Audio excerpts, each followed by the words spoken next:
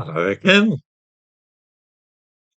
Although most of us have heard of Grenfell Tower and the dreadful fire there, few people today remember Ronan Point, another London tower block where people also died. The two events are connected, though. Let me explain. In 1968, there was a gas explosion at a newly built 22-story tower block in the West Ham district of London. This was the block of flats called Ronan Point. Part of the building collapsed and 4 people were killed. The tower blocks of the 1960s were thrown up to replace the streets of terraced houses in Britain's larger cities, many of which lacked basic facilities such as bathrooms and indoor lavatories. Nobody liked living in tower blocks, though, and after Ronan Point, even though such blocks were still being built, there was even more dislike of that kind of thing. A movement gradually began to build strength, both among those who lived in them and also among sociologists and town planners, which was toward building ordinary streets of houses rather than huge skyscrapers. Within 15 years, the demolition of many of these tower blocks was underway. They were dynamited and replaced with normal homes. By the 1990s, it was clear that tower blocks had had their day. A few years after Ronan Point, before the movement against such things had gained sufficient impetus, a tower block was built near Notting Hill in 1974. It was called Grenfell Tower, and it had 24 stories. By the turn of the century, it was plain to everybody that tower blocks had been a mad aberration and that they were dreadful places to live. It was also obvious after the Ronan Point disaster in 1968 that the potential dangers were enormous. The fire brigade ladders and hoses couldn't reach anywhere near the top of such structures, and any fire there would be impossible to tackle. All this was common knowledge, and it seemed only a matter of time before the remaining tower blocks were demolished. Then came the enormous wave of mass immigration which followed the election of Tony Blair's first administration in 1997. As immigrants arrived in ever greater numbers, it was clear that there simply were not enough houses for them. Where on earth would they live? It was at this point that the demolition of tower blocks halted. They were simply too useful for providing accommodation for all the incomers. Rather than knocking them down, it was decided it would make more sense to refurbish them and bring them up to scratch so that they could be filled with the many thousands of foreigners who were arriving in the country. Not only that, it was thought sensible to start building more tower blocks rather than demolishing those we already had. The whole perspective of town planning, especially in London, was suddenly thrown into reverse, and instead of nice streets of houses, it was planned to throw up as many enormous tower blocks as could be managed to house the rapidly growing population.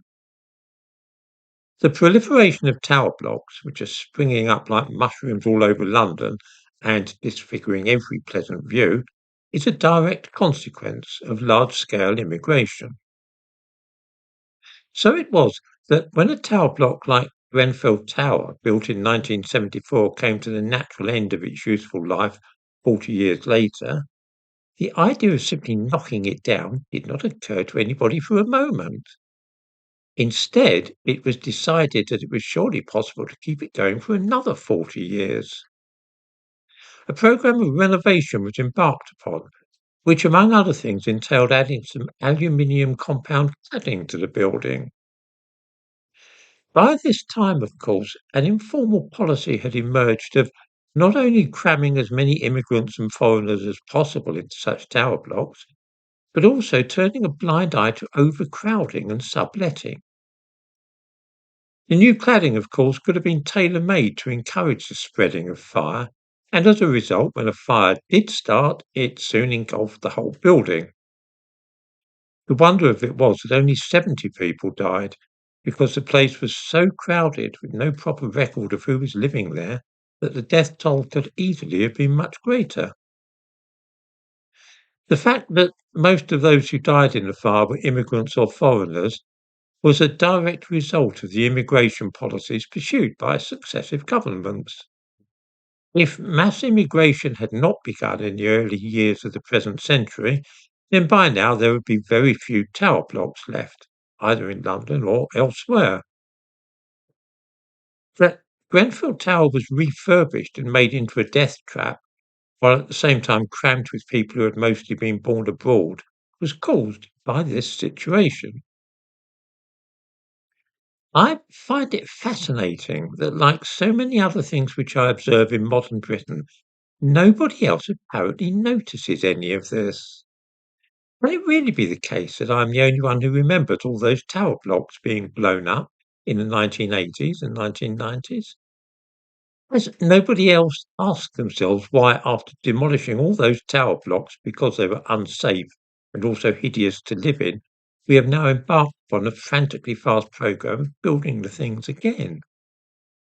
Am I alone in knowing that these new blocks are almost all full of foreigners and those whose families have their origins outside this country?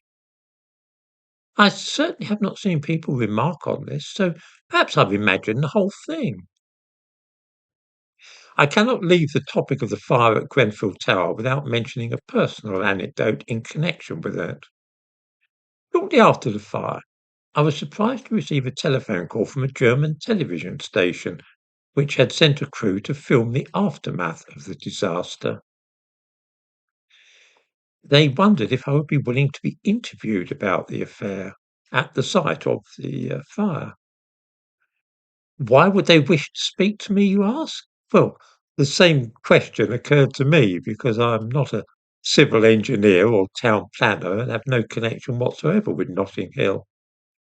I am, however, the author of a guidebook to Kensington and Chelsea, which I give a link in the description to this video.